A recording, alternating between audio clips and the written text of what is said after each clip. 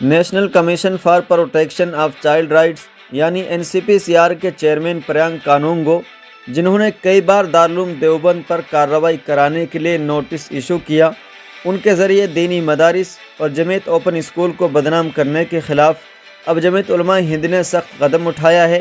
اس سلسلے میں صدر جمعیت علماء ہند مولانا محمود اسد مدنی کی طرف سے معروف وکیل ورندا گرور نے مذکورہ چیئرمین کو خط لکھ کر 7 دن کے اندر تحریری طور پر اپنا بیان واپس لینے کا مشورہ دیا ہے، ورنہ ان کے خلاف قانونی کارروائی کی جائے گی۔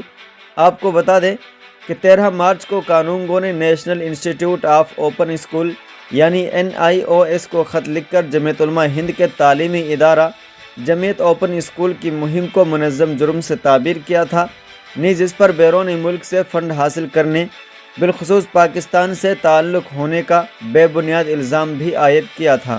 اس سلسلے میں چیئرمین نے ایک ٹی وی چینل پر بھی اس الزام کا اعادہ کیا۔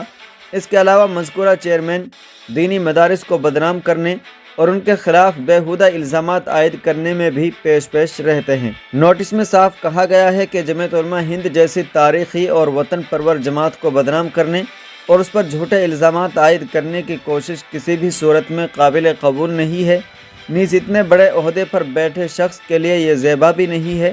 جمعیت علماء ہند کے صدر نے اس نوٹس کے ذریعے لگائے گئے بے بنیاد الزامات کی تردید کی ہے۔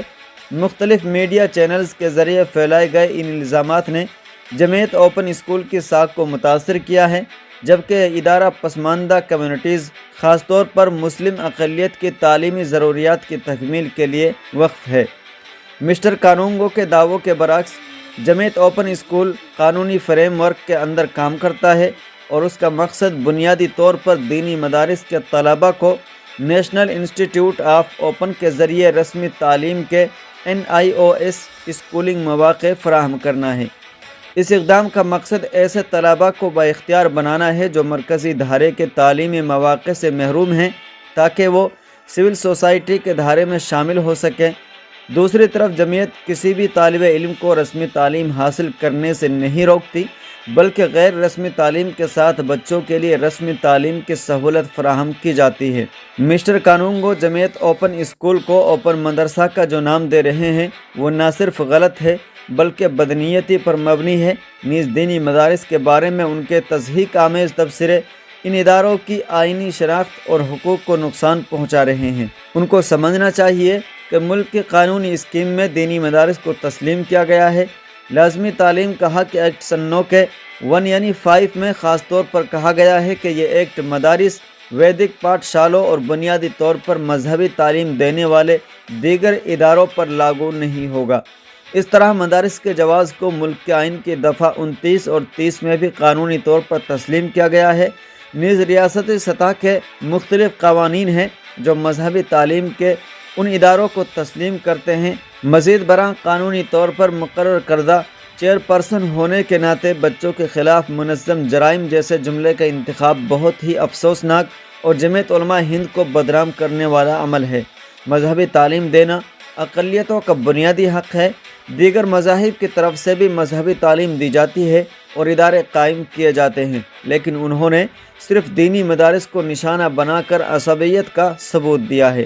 جہاں تک مالی معاملات کا تعلق ہے تو چیئرمین نے فنڈز اکٹھے کرنے کو پاکستان سے وابستہ کیا ہے۔ ان کو معلوم ہونا چاہیے کہ جمعیت علماء ہند کسی بھی غیر ملکی تعاون کے لیے فارن کنٹریبیوشن ریگولیشن ایکٹ سن 10 پر سختی سے عمل پیرا ہے اور اس مقصد کے لیے اس کے پاس وزارت داخلہ کے ذریعے تجدید شدہ FCRA سرٹیفکیٹ ہے۔ یہ کہنے کی کوئی ضرورت نہیں ہے کہ کسی رقم کا پاکستان سے کوئی تعلق ہے۔ FCRA قانون کا معاملہ NCPCR کے دائرہ اختیار سے باہر ہے۔ اس کے باوجود انہوں نے پاکستان کا نام لے کر اپنی حدوں کو پار کیا ہے۔ ان کی باتوں کی جڑیں جھوٹ، قیاس اور ناقابل یقین دعووں پر مبنی ہے۔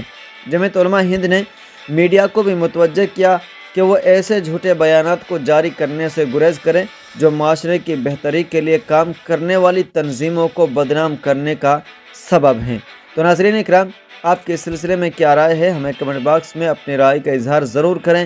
ابھی تک آپ نے ہمارے چینل MT نیوز انڈیا کو سبسکرائب نہیں کیا ہے تو آپ اس چینل کو بھی ضرور سبسکرائب کر لیں تاکہ ہماری ہر اپڈیٹ سب سے پہلے ہو آپ کی موبائل اسکرین پر۔